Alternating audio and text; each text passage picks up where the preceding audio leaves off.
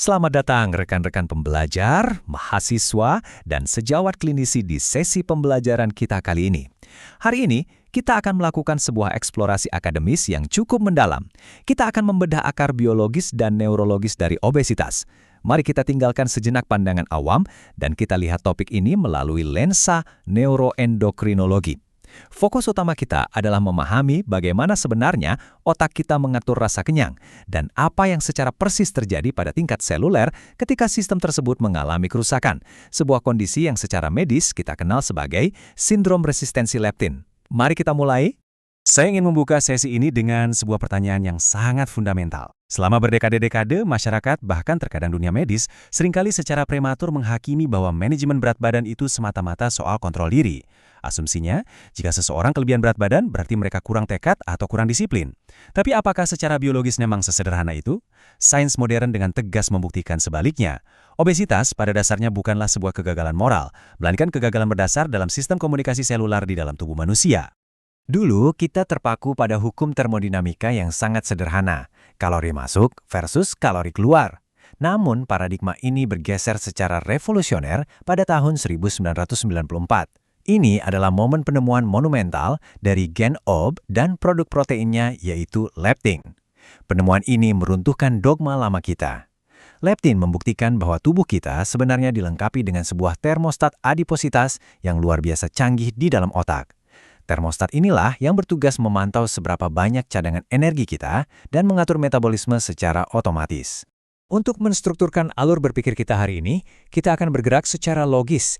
Kita mulai dari evolusi dan neuroanatomi dasar di hipotalamus, kemudian kita masuk ke pensinyalan biomolekuler leptin. Setelah itu, kita akan bahas patofisiologi, resistensi, dan mekanisme neuroinflamasi, hingga akhirnya kita tutup dengan bagaimana intervensi klinis presisi diaplikasikan dalam pengobatan modern. Kita masuk ke bagian pertama, neuroanatomi dan fisiologi rasa kenyang. Sebagai landasan, kita harus ingat bahwa sistem neuroendokrin kita ini berevolusi selama jutaan tahun dalam kondisi lingkungan yang sangat keras, di mana makanan adalah barang langka. Jadi, tubuh manusia memang didesain secara genetis untuk menjadi mesin penyimpan energi yang super efisien demi kelangsungan hidup.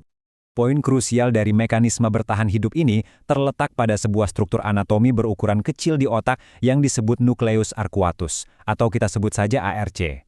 Anda bisa menganggap ARC ini sebagai pusat komando utama hipotalamus untuk mengontrol nafsu makan. Letaknya sangat strategis, yaitu berdekatan dengan area di mana sawar darah otak atau blood-brain barrier itu sifatnya lebih permeabel. Desain anatomi ini bukan tanpa alasan. Ini memungkinkan sel-sel di ARC untuk secara langsung mengambil sampel darah, mencicipi dan mendeteksi sinyal-sinyal metabolik perifer, seperti kadar leptin dari sel lemak dan insulin dari pankreas Anda.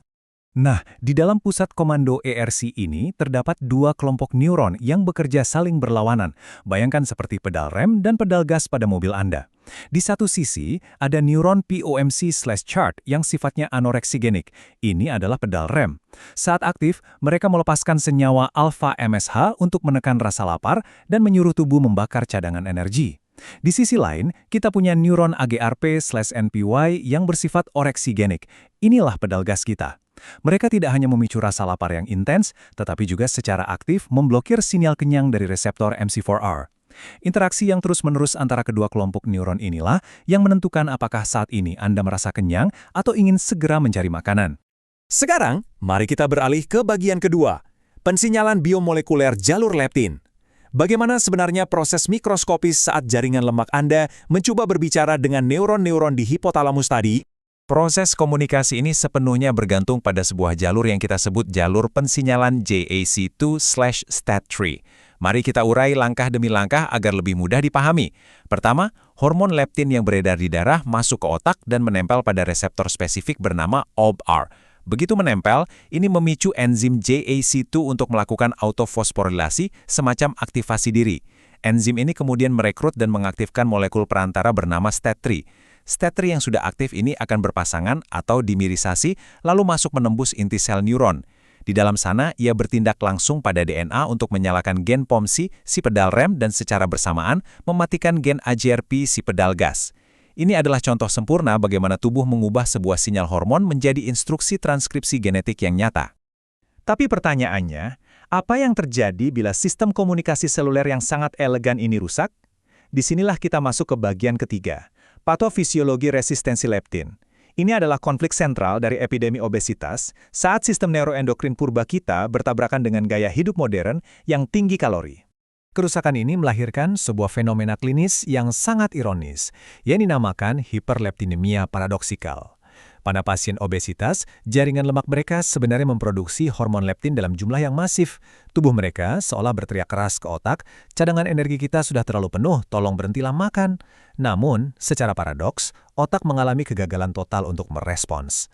Bayangkan sebuah alarm kebakaran yang berbunyi sangat nyaring di sebuah gedung tapi penjaganya tertidur lelap. Karena otak tidak mendengar sinyal leptin tersebut, ia mengira tubuh sedang dalam kondisi kelaparan akut, dan akibatnya otak terus-menerus menekan pedal gas rasa lapar. Lalu, apa yang membuat otak menjadi tuli terhadap sinyal leptin? Ternyata ada 3 tingkatan blokade utama yang menahan sinyal tersebut. Pertama, molekul leptin kesulitan menyeberangi sawar darah otak, sistem transportasinya kewalahan, dan mengalami kejenuhan.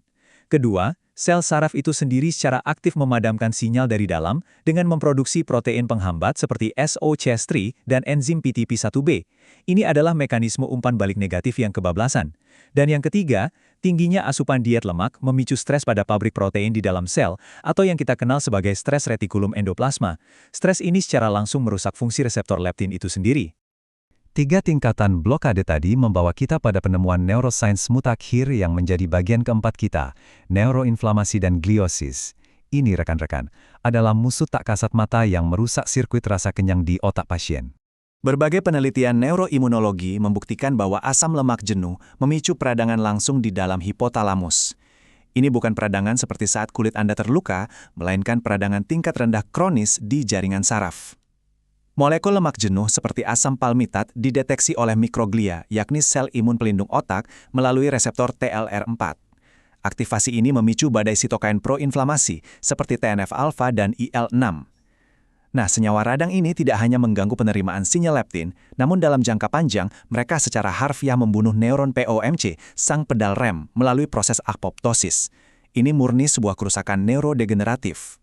Sebagai respons perbaikan atas matinya sel-sel neuron tersebut, otak membentuk suatu kondisi yang disebut gliosis. Anda bisa menganalogikan gliosis ini layaknya jaringan parut atau bekas luka fisik tebal yang tumbuh di dalam sirkuit otak. Jaringan parut ini perlahan membangun semacam tembok fisik di sekitar sel-sel saraf ARC, mengisolasinya dari pasokan pembuluh darah mikro. Akibatnya sangat fatal. Molekul leptin secara fisik terblokir dan tidak akan pernah bisa mencapai neuron targetnya. Perubahan anatomis yang permanen inilah yang menjelaskan mengapa pasien obesitas sangat kesulitan untuk mempertahankan penurunan berat badan secara jangka panjang. Beranjak dari sains biomolekuler dasar, di bagian kelima ini kita akan melihat spektrum klinis gangguan rasa kenyang. Mari kita terjemahkan bagaimana patologi mikroskopis ini bermanifestasi pada populasi pasien. Apabila kita membedah profil pasien, penyebab obesitas secara garis besar terbagi dalam 2 kategori. Di satu sisi, ada sebagian kecil kasus, sekitar 2 hingga 5%, biasanya pada anak dengan obesitas ekstrim yang disebabkan oleh mutasi genetik tunggal, misalnya mutasi reseptor MC4R.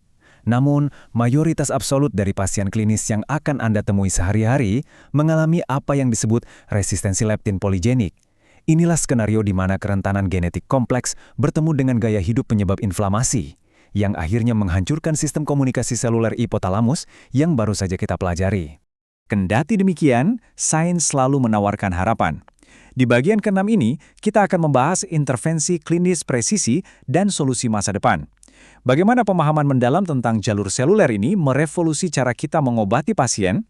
Mari kita evaluasi anjuran gaya hidup klinis, tetapi kali ini dari kacamata seluler. Kenapa kita menganjurkan pasien mengurangi lemak jenuh? Karena tindakan itu secara harfiah menurunkan aktivasi proinflamasi TLR4 di mikroglia otak mereka. Mengapa puasa intermiten atau intermittent fasting terbukti efektif? Karena dengan memberikan jeda asupan nutrisi, kita membiarkan kadar insulin dan leptin turun, yang mana memberikan waktu istirahat bagi reseptor di otak untuk mengembalikan tingkat sensitivitasnya. Dan olahraga, jangan salah, fungsinya bukan sekadar kalkulasi kalori yang terbakar. Kontraksi otot secara aktif melepaskan protein spesifik yang disebut myokin, yang menembus masuk ke otak dan bekerja menekan neuroinflamasi di hipotalamus. Ini adalah intervensi biologis yang sangat presisi. Tentu saja, kita paham bahwa untuk kasus resistensi leptin tahap lanjut, terutama yang sudah melibatkan gliosis, modifikasi gaya hidup terkadang belum cukup. Disinilah farmakoterapi kontemporer mengambil peran. Kita tidak lagi menggunakan obat penekan nafsu makan konvensional yang bekerja sporadis. Ilmuwan kini mendesain obat yang presisi menargetkan kerusakan jalur JAK2 Orsted 3, seperti pengembangan inhibitor PTP1B. Kita juga melihat kesuksesan luar biasa dari agonis GLP-1 dan GIP, seperti tirzepatide, yang mampu menyensitisasi kembali neuron-neuron yang tuli tadi. Bahkan, ada terapi amylin mimetics yang secara cerdas membangun jalur komunikasi alternatif untuk memicu rasa kenyang ketika jalur utama leptin sedang terhambat. Kita telah tiba di penghujung sesi akademik kita. Melalui perjalanan anatomi, biomolekuler, patologi, hingga klinis ini, ada satu benang merah dan pergeseran paradigma yang tidak boleh kita abaikan. Kutipan ini merangkum semuanya. Sebagai klinisi dan ilmuwan, tata laksana kita tidak bisa lagi hanya berhenti pada anjuran usang, makan lebih sedikit, gerak lebih banyak. Pendekatan tersebut gagal menyentuh akar masalahnya.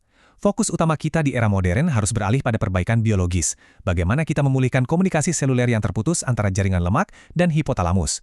Karena pada hakikatnya, resistensi leptin adalah sebuah penyakit komunikasi biologis. Sebagai penutup, saya ingin meninggalkan sebuah pertanyaan pemikiran untuk Anda semua. Melihat laju inovasi biomolekuler yang kita miliki saat ini, seberapa dekat umat manusia untuk akhirnya mampu melakukan hypothalamic reset secara penuh dan menyembuhkan epidemi sindrom metabolik hingga ke akarnya? Penelitian di bidang ini terus bergerak cepat, dan masa depan ilmu endokrinologi sangatlah menjanjikan. Jangan lupa untuk subscribe channel ini, Ruang Dosen, bila senang dengan sesi pembelajaran seperti ini. Aktifkan lonceng untuk mendapatkan notifikasi bila ada materi pembelajaran terbaru, klik like dan share penjelasan edukatif ini jika dirasa bermanfaat untuk menyebarkan ilmu pengetahuan ke orang lain. Terima kasih atas atensi akademis Anda, dan sampai jumpa di sesi kuliah berikutnya.